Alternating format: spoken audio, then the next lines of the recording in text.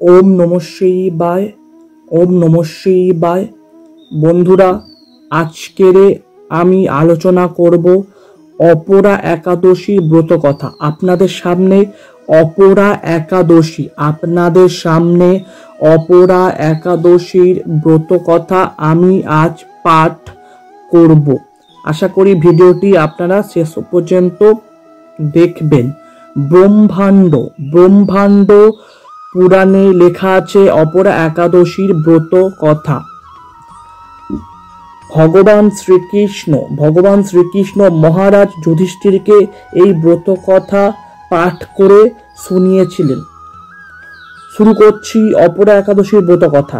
প্রাচীন কালে মহিধ্বজ নামে এক ধর্মান্ত রাজা ছিলেন। তার ছোট ভাই বজ্ররথ পাপী ও অধর্মী ছিল। রাতের আঁধারে নিজের বড় দাদার হত্যা করে দেয় বজ্ররথ।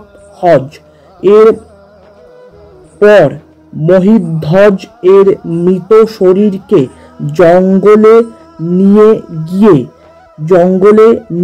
গিয়ে অশ্বত্থ গাছের তলায় পুঁতে দেয়।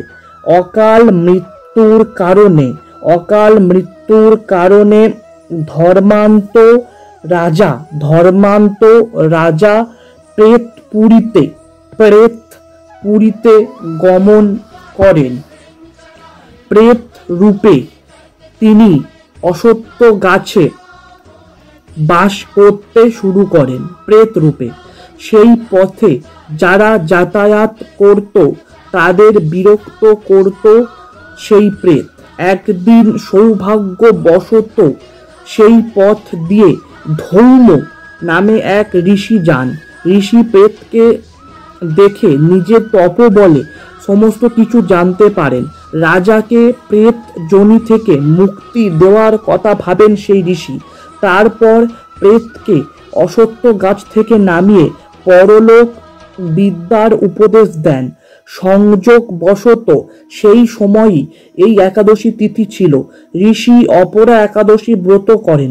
সেই উপবাসের ফলে প্রাপ্ত পুণ্য তিনি রাজাকে অর্পণ করেন। এই পুণ্যের প্রভাবে রাজা প্রেত যোনি থেকে মুক্ত হন এবং দিব্য দেহ ধারণ করে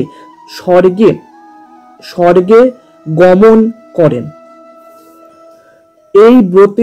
এই ব্রত কথার পরে ভগবান শ্রীকৃষ্ণ যুধিষ্ঠিরকে বললেন, হে মহারাজ, এই অপরা একাদশী হল পাপরূপ বৃক্ষের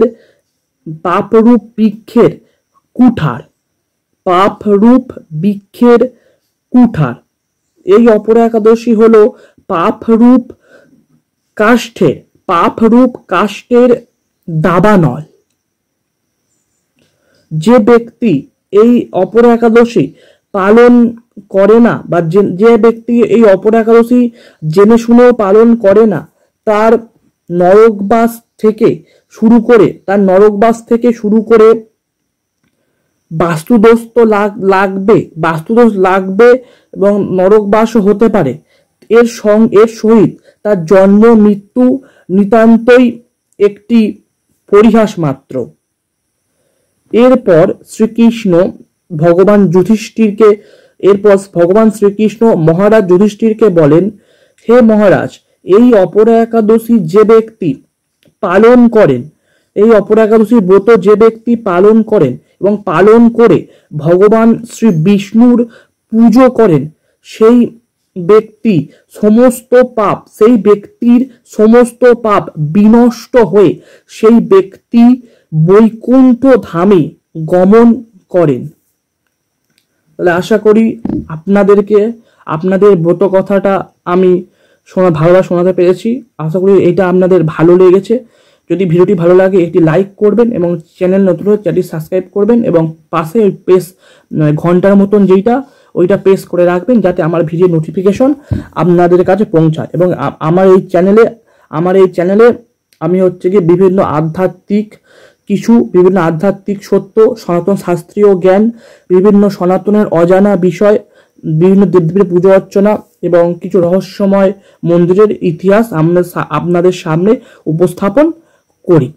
ফলে চ্যানেলটি সাবস্ক্রাইব করে রাখতে পারেন। ওম নমঃ শিবায়, হরে কৃষ্ণ, নমস্কার।